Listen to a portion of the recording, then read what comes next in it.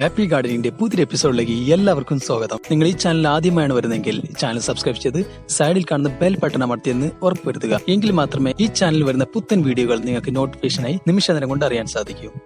എല്ലാവരും പലപ്പോഴും ചോദിക്കുന്ന ചോദ്യമാണ്, നമുക്ക് വീട്ടിൽ തന്നെ എങ്ങനെ നല്ലൊരു ജൈവ കീടനാശിനി തയ്യാറാക്കാമെന്ന്.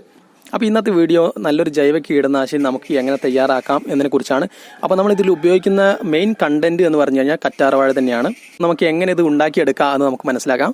അപ്പോൾ നമുക്ക് വീഡിയോ എടുക്കാം. കറ്റാർവാഴ നമ്മൾ പല ആവശ്യങ്ങൾക്ക് വേണ്ടി ഉപയോഗിക്കാറുണ്ട്. നമ്മൾ മുഖത്ത് പുരട്ടാൻ വേണ്ടി പിന്നെ അതുപോലെ സ്മൂത്തി ഉണ്ടാക്കാനൊക്കെ വേണ്ടി നമ്മൾ കറ്റാർവാഴ ഉപയോഗിക്കാറുണ്ട്. പക്ഷെ നമ്മളൊരു കാര്യം എപ്പോഴും ശ്രദ്ധിക്കേണ്ടതെന്ന് വെച്ചിട്ടുണ്ടെങ്കിൽ കറ്റാർവാഴയിൽ അടങ്ങിയിരിക്കുന്ന കറ അല്പം പ്രശ്നക്കാരനാണ്. അപ്പോൾ കറ്റാർവാഴയ്ക്ക് ഉപയോഗിക്കുന്ന സമയങ്ങളിൽ അതിൽ കറ നന്നായിട്ട് ഒഴിവാക്കിയ ശേഷം കഴുകി ഒഴിവാക്കിയ ശേഷം മാത്രം നമ്മൾ ഉപയോഗിക്കുക. കാരണം കറയിൽ അടങ്ങിയിരിക്കുന്ന ഒരു ഘടകമാണ് അലോയിൻ എന്ന് പറഞ്ഞിട്ടുള്ള കെമിക്കൽ. അപ്പോൾ ഈ അലോയിൻ അല്പം പ്രശ്നക്കാരനാണ്. ശരീരത്തിനകത്ത് കൂടുതലായിട്ട് അലോയിൻ കടന്നു കഴിഞ്ഞിട്ടുണ്ടെങ്കിൽ ശരിക്കും നമ്മുടെ കിഡ്നി ഫെയിലിയറിനൊക്കെ അത് ഒരുപാട് സാധ്യതകളുണ്ട്. അപ്പോൾ ഈ അലോയിൻ എന്ന് പറഞ്ഞിട്ടുള്ള ഈ ഘടകമാണ് ശരിക്കും കറ്റാർവാഴയ്ക്ക് കയ്പ് കൊടുക്കുന്ന ഒരു ഘടകം. ഇന്നത്തെ വീഡിയോ നമുക്ക് കീടനാശിനി ഉണ്ടാക്കാൻ വേണ്ടി നമ്മളെ സഹായിക്കുന്ന ഒരു ഘടകം ഈ അലോയിൻ തന്നെയാണ്. അപ്പോൾ നമുക്കത് എങ്ങനെ നല്ല രീതിയിൽ യൂട്ടിലൈസ് ചെയ്തുകൊണ്ട് നമുക്കൊരു കീടനാശിനി തയ്യാറാക്കാം എന്ന് നോക്കാം. നമ്മൾ ഏറ്റവും ഫ്രഷ് ആയിട്ട് എടുക്കുന്ന കറ്റാർവാഴയുടെ ഇലയ്ക്കാണ് ഏറ്റവും കൂടുതൽ ഗുണം ഉണ്ടാവുക. അപ്പം നമ്മൾ ഈ ഫ്രഷ് ആയിട്ട് എടുത്ത കറ്റാർവാഴ ചെറിയ ചെറിയ കഷ്ണങ്ങളായിട്ട് നമുക്ക് ഒരു ചെറിയ പാത്രത്തിലേക്ക് ഇടാം. എന്നിട്ട് ഒരു 1/2 ലിറ്റർ വെള്ളം ഇതിലേക്ക് ചേർത്ത് കൊടുക്കുക. അപ്പോൾ നമ്മൾ വെള്ളം ചേർത്ത് മിക്സ് ചെയ്ത് കഴിയുമ്പോൾ തന്നെ ഈ അലോയിനൊക്കെ നന്നായിട്ട് പുറത്തിട്ട് വരും. ഈ വെള്ളത്തിൽ നന്നായിട്ട് മിക്സ് ആവും. ഇനി നമുക്കിതിൽ ചേർത്ത് കൊടുക്കേണ്ട സാധനം 2 ഉള്ളിയുടെ തൊലി എടുത്ത ശേഷം ഇതിലേക്ക് ചേർത്ത് കൊടുക്കാം.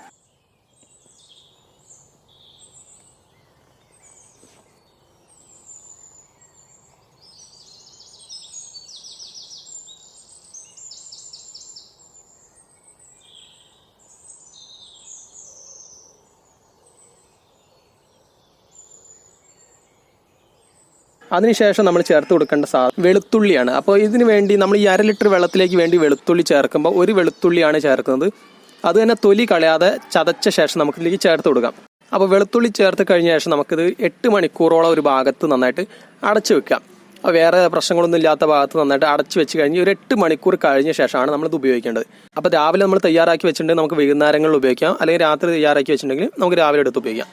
അപ്പോൾ ഇത് നേർപ്പിക തന്നെ നമുക്ക് അരിച്ചെടുത്ത ശേഷം സ്പ്രേയർ വഴി നമുക്ക് ചെടി മൊത്തമായിട്ട് സ്പ്രേ ചെയ്ത് കൊടുക്കാം. പിന്നെ നമ്മൾ ഒരു പ്രാവശ്യം ഇതിന് ഈ ലായനി എടുത്ത ശേഷം വീണ്ടും ഇതിൻ്റെ ചണ്ടി ഉണ്ടല്ലോ, ഈ ചണ്ടിയിലേക്ക് വീണ്ടും 1/2 ലിറ്റർ വെള്ളം ഒഴിച്ച ശേഷം നമുക്ക് ഒരു പ്രാവശ്യം കൂടി ഇതിന്ന് ലായനി ഉണ്ടാക്കിയെടുക്കാൻ പറ്റും. അപ്പോൾ നമുക്ക് അങ്ങനെ വീണ്ടും ചെയ്യാം. അപ്പോൾ രാവിലെ നമ്മൾ ഊറ്റിയെടുത്ത ശേഷം വീണ്ടും 1/2 ലിറ്റർ വെള്ളം ഒഴിച്ച് വൈകുന്നേരം നമുക്ക് ഒരു പ്രാവശ്യം കൂടി നമുക്ക് ലായനി ഉണ്ടാക്കിയെടുക്കാം. ചെടികളെ ആക്രമിക്കുന്ന ചെറിയ കീടങ്ങളൊക്കെ നമുക്ക് ഇത് ഉപയോഗിച്ച് തുരത്താൻ പറ്റും. പിന്നെ വലിയ കീടങ്ങളൊക്കെ നമ്മുടെ തോട്ടത്തിലേക്ക് വരുന്നത് ഒരു പരിധി വരെ നമുക്ക് തടഞ്ഞു നിർത്താനും പറ്റും. ഇതൊരു പെസ്റ്റ് റെപ്പലൻ്റ് ആയിട്ട് കൂടി പ്രവർത്തിക്കും. അപ്പോൾ ചെടികളിലുള്ള ഈ ഒരു കീടനാശിനിയുടെ സ്മെല്ലും കാര്യങ്ങളൊന്നും വലിയ കീടങ്ങൾക്ക് തീരെ പിടിക്കില്ല. അപ്പോൾ വലിയ കീടങ്ങളൊക്കെ നമ്മുടെ തോട്ടത്തിലേക്ക് വരുന്ന പരമാവധി നമുക്ക് അകറ്റി നിർത്താനും പറ്റും. പിന്നെ അത് നമ്മൾ എന്നാണ് ഉണ്ടാക്കുന്നത് അന്ന് തന്നെ മാക്സിമം നമ്മൾ ഉപയോഗിച്ച് തീർക്കാൻ ശ്രമിക്കുക. മറ്റൊരു ദിവസത്തേക്ക് നമ്മളിത് മാറ്റി വെച്ച് കഴിഞ്ഞാൽ ഇതിൻ്റെ ഗുണം നഷ്ടപ്പെടും. അപ്പോൾ എന്നാണോ നമ്മൾ ഉണ്ടാക്കുന്നത് അന്ന് തന്നെ നമ്മൾ ഉപയോഗിക്കാനും ശ്രമിക്കുക. അപ്പോൾ ഇത്രയ്ക്കാണ് ഈ വീഡിയോയിൽ പറയാനുള്ളത്. അപ്പോൾ നിങ്ങൾക്ക് വീഡിയോ ഇഷ്ടപ്പെട്ടെന്ന് വിചാരിക്കുന്നു. അപ്പോൾ നാളെ മറ്റൊരു വിഷയമായിട്ട് വരാം. അപ്പോൾ അതുവരെ ബൈ.